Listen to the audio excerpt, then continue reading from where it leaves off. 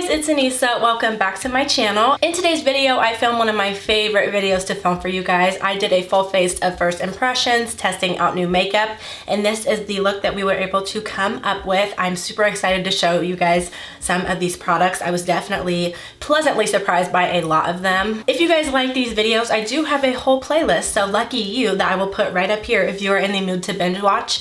And I also have a whole bunch of other playlists related to makeup and also a couple ones for hair hauls that I will link down in the description box. All of this makeup was mentioned and hauled in a Sephora VIB sale haul that I will also link right up here for you guys. Make sure you guys give this video a thumbs up and subscribe. I post on this channel every 4 days, so you never have to miss me for too long.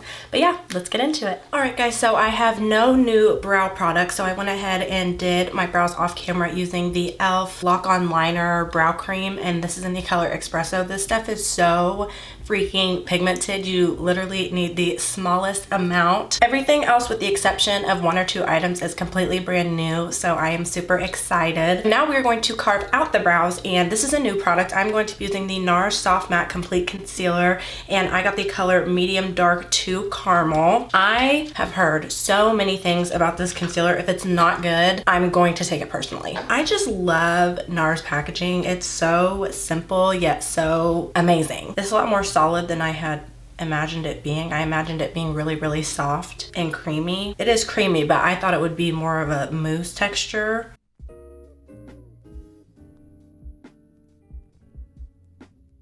Easy to work with. First impression, I will say, compared to other pot concealers I have used, it was much easier to apply and work with. It was really creamy in consistency, which made it really easy to distribute the product. And it also is, I would definitely say, a fuller coverage. I really like the way that this is blending out. I do like the finish of this concealer because it is that soft matte look. It doesn't make you look like you have super shiny eyebrows, kind of just really blends right in, but also gives you that brightened effect with the brows. So that is a 10 out of 10, no complaints. Next, I am going to use this NYX Professional Makeup eyeshadow base, and this is in the color Skin Tone. I bought this for an upcoming dupes video. I am going to go ahead and do one eye off camera, and then for our eyeshadow palette, this is the Sweet Pinks by Juvia's. This is what it looks like. This is the eye makeup look that I was able to come up with. I used 4 of the 6 shades, and I still have to use 1 for my inner corner. Just going to dip into this eye base, which I so far am really a fan of. I have found that over the past couple weeks, I've been trying to use eye bases that aren't necessarily my natural color, and I have found that the colors pop just a little bit more, whether that be if I'm doing a natural look or if I'm doing something a little bit more poppy like this, especially if you're somebody who is darker skinned. If you just give that eyeshadow a lighter base to go onto, it'll just pop a little bit more. I have never heard anybody talk about this stuff, and I really like it. It is pretty much a concealer consistency, and then it's still really sticky, so it gives your eyeshadow something nice and sticky to stick onto. First, I am going to go in with this color right here and this color right here, and at first I was swiping the color, but there's kind of a little friction because that eyeshadow base is so sticky, and I felt like I wasn't getting a whole bunch of color payoff. So what I'm doing is just going in the crease and packing it in there to get the most out of the shadow. I'm really trying to play more with color and do different techniques. I feel like everyone kind of has like a routine that they put their eyeshadow on in. So if you guys have different order that you use, please let me know in the comments and I will definitely try it. I've packed this on right to the outside of where the tip of my brow, outer corner of my eye. I didn't want to bring it out too much because I tend to do that sometimes. So now I'm just going to take those 2 colors again, dip, and just blend them out. Now that I've covered all my bases and there's color deposited everywhere, I know I'm gonna get that pigment, but now I want to blend it out because this is the only thing going in the crease. It's kind of give it that diffused, really pretty gradient look, nothing too harsh. I'm not sure if it's the eyeshadow base or if it's these colors, but you do have to build, as you saw. I did have to build this color up a little bit. It's blending out beautifully. It's not hanging onto my eye weird, or accentuating any texture that I do have on my eyes. The pans on these eyeshadows are so huge for the price. Now I'm just going to take a regular shader brush, and I'm using the super bright magenta color that I would usually never ever go for. And I'm just packing this all over the lid. But you can see how pigmented that is, and to make it even better, this is pretty pigmented on its own, but I found that these are buildable. That just packed on beautifully. Now I'm going to go back in with that crease brush and blend these two together, because like I said, we don't want any harsh lines. I absolutely love the covers that they put on these. If they could put a mirror in here, that would be so clutch. I see a little bit where the crease color and the lid color are kind of giving off like a bluish undertone. So I'm going to go back in with the two first colors that I had in the crease and just put those right on top of that. When I was blending in this crease, you can see I kind of lost a little bit of the pigment that I had. I'm going to just go back in with a little bit more. And that's something that I found with some shadows you have to do. It kind of just depends. Sometimes if you blend, you lose a little bit of whatever you have built. Now I am going to take this glittery color on the bottom row in the middle. At first glance, it looks very, very textured. I'll show you guys, but it is so smooth to the touch considering it's basically glitter. If I can get to focus. Yeah. I'm not putting it all over the lid. I'm putting it in the center of my eyelid. So just right there. And these are so buttery and smooth and pigmented, yet they still have that texture, which I kind of like. Adds a new dimension to the eye. You can really put this as far as you like, but I'm just gonna put it in the center of the lid like so. The width of my pupil, the color part of your eye is, that's how big I do it. I am just going to take a kind of smaller eyeshadow brush and just blend the edges of that. That way it doesn't look super harsh.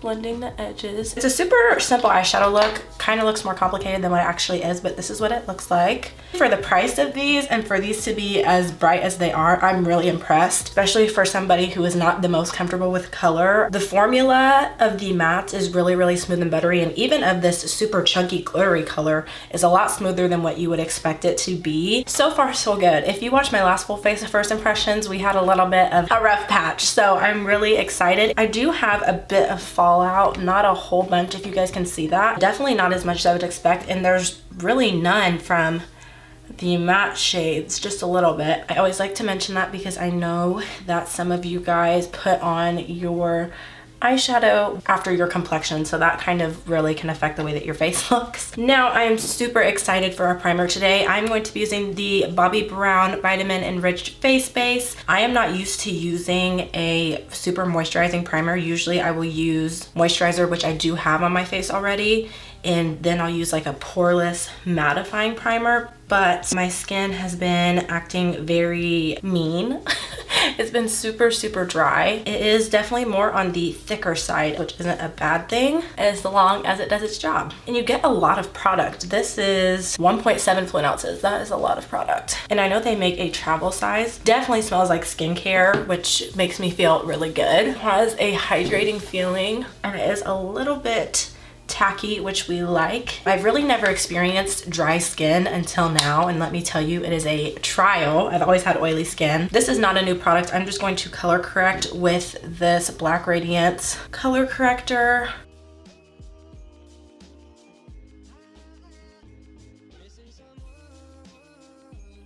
Now for contour, we do have a new product. This is the Huda Beauty Tantour Contour and Bronzer Cream, and I got the color medium. This is the packaging, so freaking cute. It's super slim. This is the color. This looks exactly like Fenty Beauty Matchstick that I really like. I have never used contour out of a pan, so this is gonna be interesting.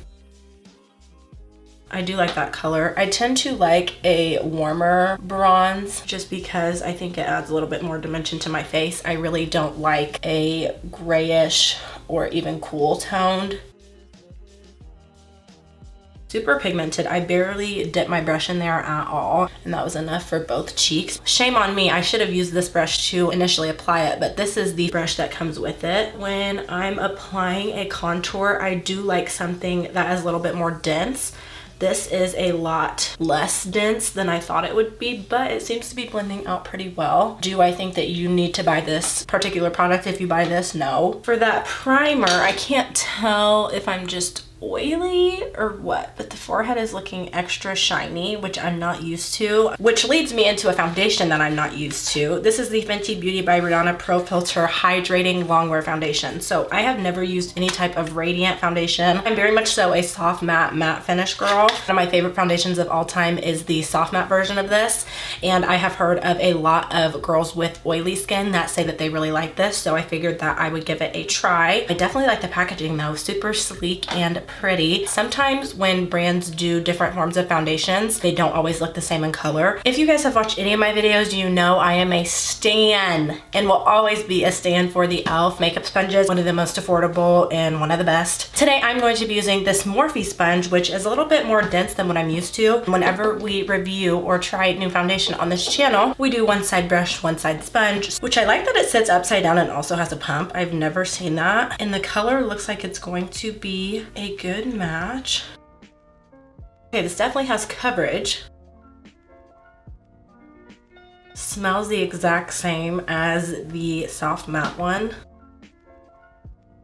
I feel like my texture is being a little bit more accentuated. When I look right here, it's fine. So it might just be because I'm looking at it straight on in that light. I'm curious to see if it dries down or if it just stays like this. I'm so used to having a really soft sponge. I like the way that it feels on the face. I will say one downside, sometimes I have found that the e.l.f. sponges soak up a little bit more product just because they are so porous, but to me it's worth it because the finish is so beautiful. I feel like I'm like beating my face up just because this is a little bit harder than what I am used to, but it's not bad whatsoever. I would say definitely medium to full coverage. I'm curious to see how this works with a matte setting powder. I'm thinking one pump will be good because usually you will get a little bit more coverage out of a brush than you will a sponge. Most of the time I tend to find that I like using a sponge more. I did use a little bit less product on this side of the face. I don't think this is gonna dry down. I kind of like the way this side of my face looks just a little bit better. I don't know if it's because it looks a tad bit more dried down. I really like the formula. It's not hanging on super weird. It's not giving me an allergic reaction. I'm really not mad at it. Definitely more lightweight. This would be my vibe, honestly, in the winter time just because it's super hydrating. So far, I really like it. I am a super big fan of this packaging. I honestly like this packaging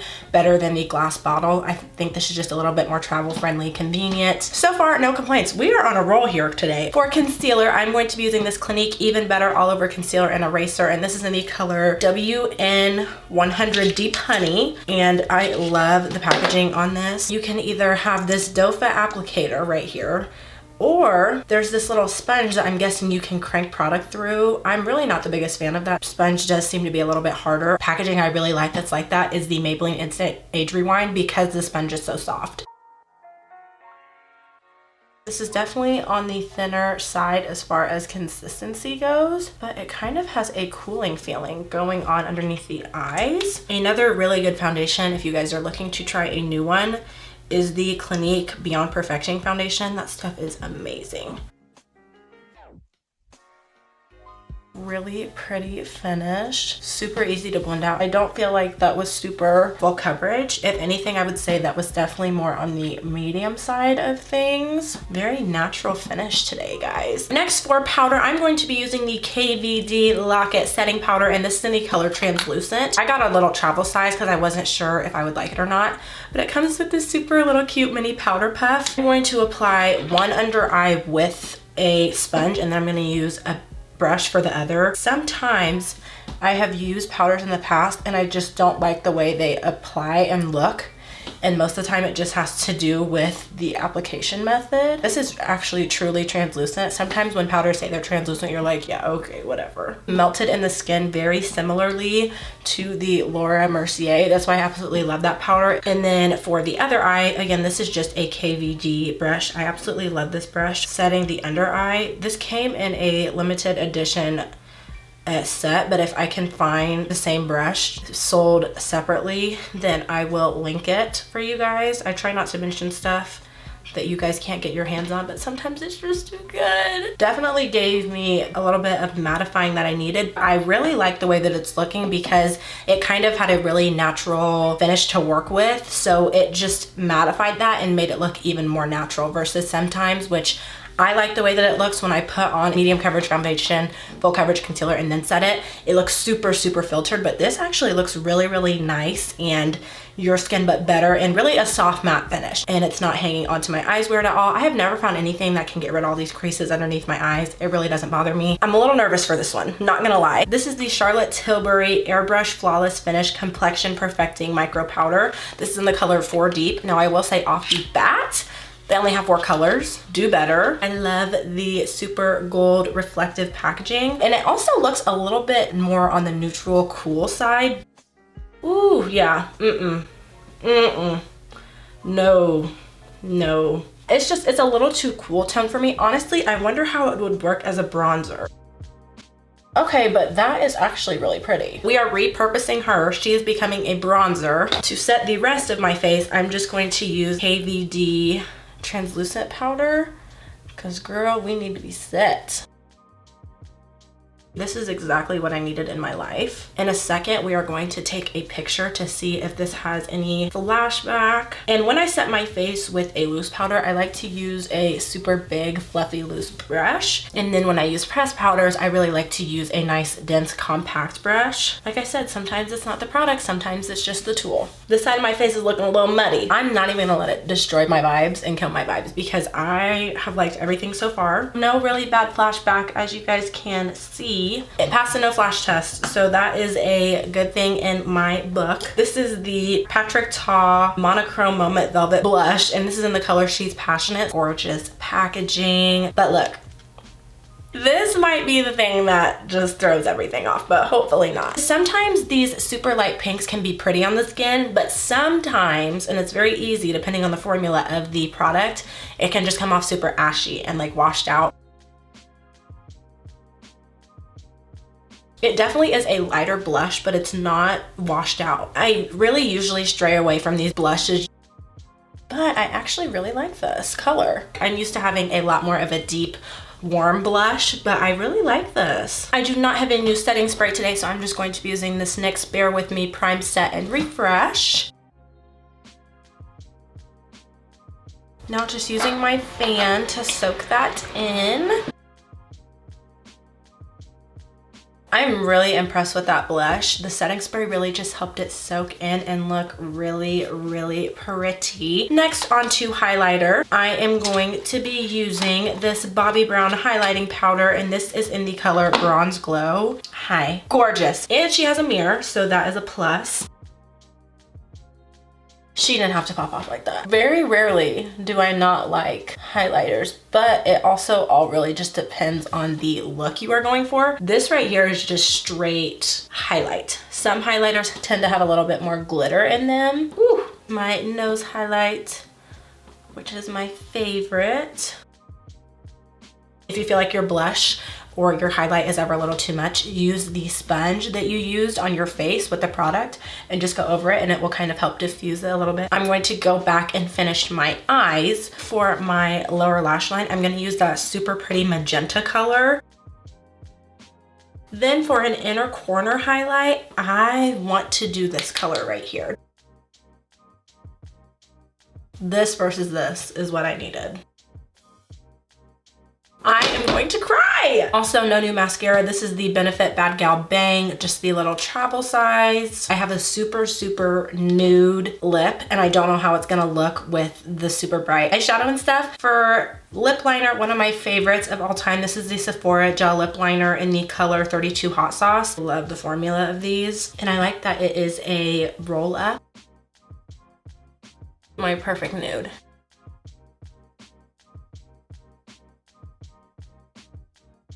And they're really affordable. For lipstick, this is the Sephora hashtag Lip Stories, and this is in the color 10 Yum Yum.